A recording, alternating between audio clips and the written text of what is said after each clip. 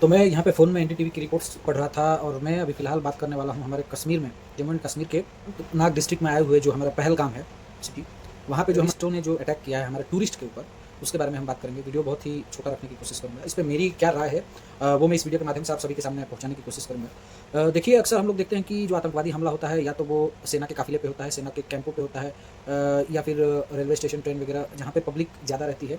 इस टाइप की जगहों पे अभी तक हमने जो भी पास्ट में इंसिडेंट देखे हैं, सबसे बड़ा लास्ट टाइम जो हमला मुझे याद आ रहा है 2019 में जो हुआ था, अपना पुलवामा स्ट्राइक कह सकते हैं जो हुआ था, वो लास्ट याद आ रहा है। यूएस के उपराष्ट्रपति का भारत में दौरा करना और उसके आसपास ही ये अटैक करना एक बहुत बड़ा संदेश भी हो सकता है।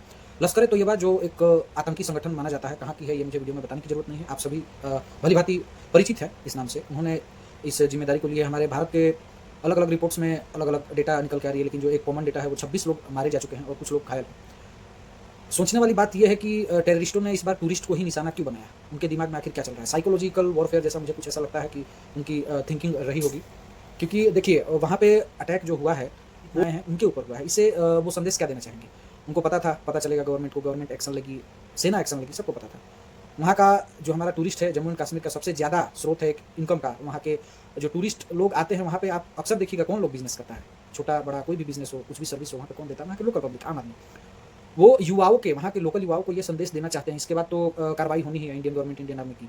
फिर वो ये संदेश मेरे ख्याल से देना चाहते हैं वहाँ के युवाओं को कि देखिए आपके वहाँ की सेना आपके साथ कैसे बर्ताव करती है। उनके घर वालों को बरगलाने की मेरे ख्याल से कोशिश है, माइंडसेट है कि आपके जो इंडियन आर्मी फोर्सेस हैं, इंडियन आर्म्स के जितने भी फोर्सेस है वो आपके खिलाफ है।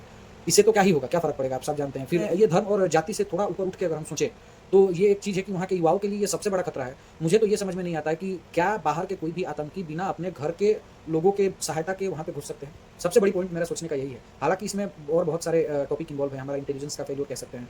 हमारा जो वहाँ पे फोर्सेस काम कर रही हैं सिक्योरिटी में, उनसे भी चूक यहाँ पे हुआ है कि वो वहाँ तक पहुँच गए। और सबसे बड़ी जो चीज़ यहाँ पे ये है कि धर्म और जाति के नाम पे, है ना, ये जो अटैक हुआ है।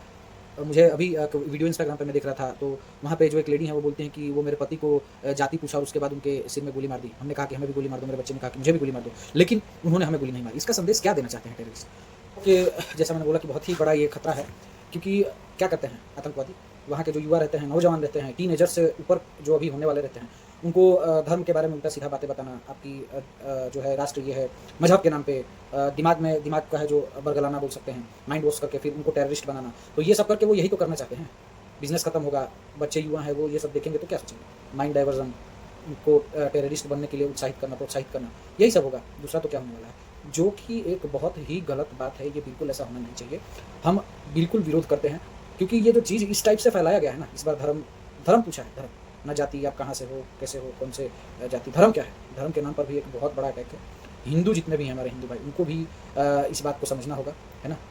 हालांकि पढ़े लिखे लोग हैं वो भली भांति इस बात को समझते हैं, वो समझ रहे हैं कि टेररिस्ट क्या करना चाहते हैं। आतंकवाद का जहाँ तक मैं समझता हूँ कोई धर्म और कोई जाति नहीं होता है, लेकिन एक तबका है, नाम लेने से कोई मतलब नहीं, सब लोग जानते हैं। उसी परसेंटेज, मोस्ट ऑफ उसी धर्म के लोग हैं जो उसमें जाते हैं, युवा जाते हैं। ये कहीं ना कहीं उनके परवरिश में भी कमी है कि ऐसा हो पाता है। तो ये सब बंद होना चाहिए। जो भी अटैक हुआ उसकी तो गवर्नमेंट और हमारी इंडियन आर्मी को जो तरीके से उसका जवाब देगी उतना सक्षम है। हालांकि अलग अलग राष्ट्रपति के भी बयान आए हैं जो कि इंडिया के पक्ष में है, एंटी टेररिज्म बयान है। भारत के साथ पूरी तरीके से कोशिश साथ देने का ट्वीट वगैरह जो भी है सोशल मीडिया पर आया है।